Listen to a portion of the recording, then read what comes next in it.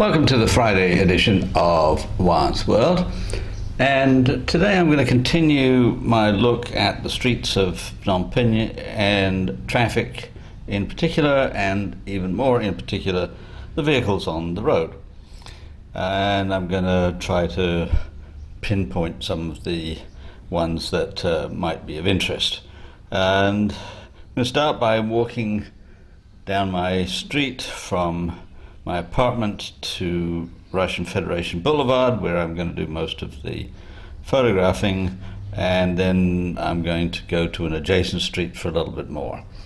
And you'll see on this street we have a couple of vendors. I think they're actually the same vendor. They're from a shop that's nearby, and they have a cart which it can be wheeled here.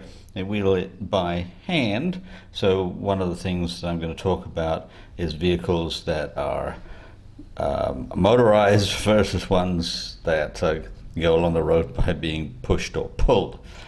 And they also have a grey parrot which I pass by every day and try to speak to, and it says nothing back. And now we hit the road, so let's get started.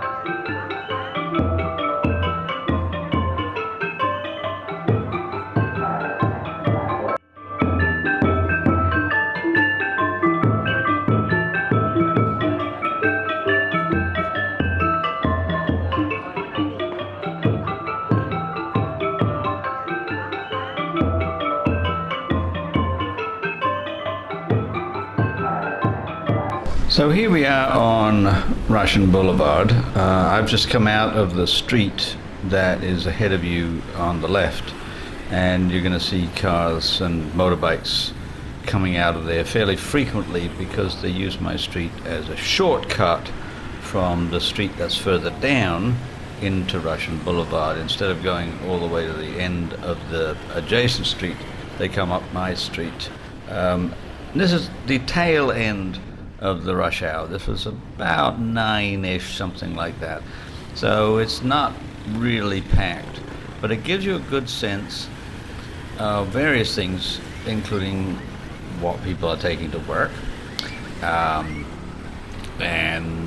the proportion of various kinds of vehicles.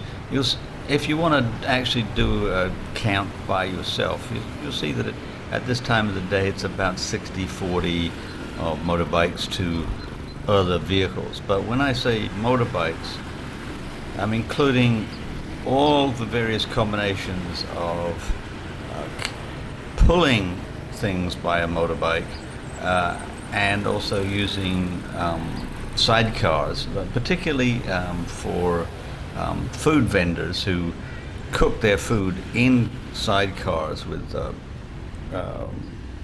open glass or plexiglass, I guess it is, so you can see what's on offer. Could be fish, it could be sugar cane, could be hamburgers, could be noodles, rice, could be just about anything. And what I'm going to try to do is stop motion, that is, take a snapshot now and again of people coming by, including like this combination of motorbike and trailer with loaded down with stuff. I don't even know what this is, but they often have building materials or could be moving stuff. In fact, let me take you over here for a moment. This is actually off Russian Boulevard. This is down the side street.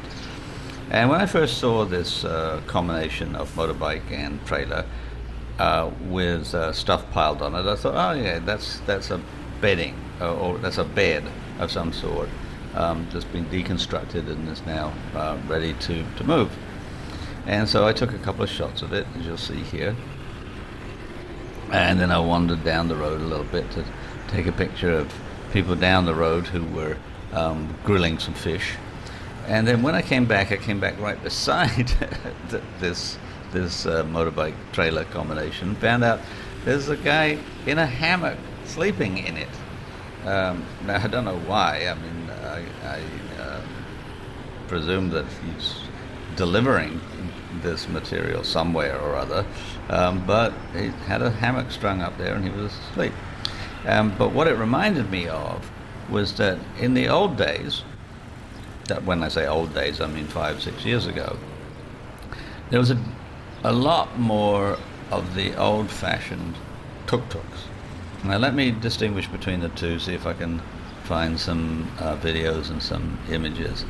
The old tuk-tuks were pulled by a motorbike, and so there was a carriage on the back of the motorbike which could be detached so that when the driver wanted to just use the motorbike he could. But when he was in service, and I say he because they're all male, I think I may have come across one female tuk-tuk driver in 6 years. I think one or none. So when I say he, I mean he. So during the day, the tuk-tuk drivers mostly hang out in certain spots, like outside hotels or just on the street, usually in clusters. And then at night, many of them slung a hammock and slept in their tuk-tuks. And there was one who lived on my old street when I used to live by the palace, Sopi, who used to drive me around fairly regularly. He used to sleep in his tuk-tuk at night. I don't think he actually had a home. I think there's quite a lot of tuk-tuk drivers who don't have a home. And so they sling a hammock in them. But the new kind of what can be called tuk-tuk, but is normally called a three-wheeler, which we can see here in various guises, they come in different colors.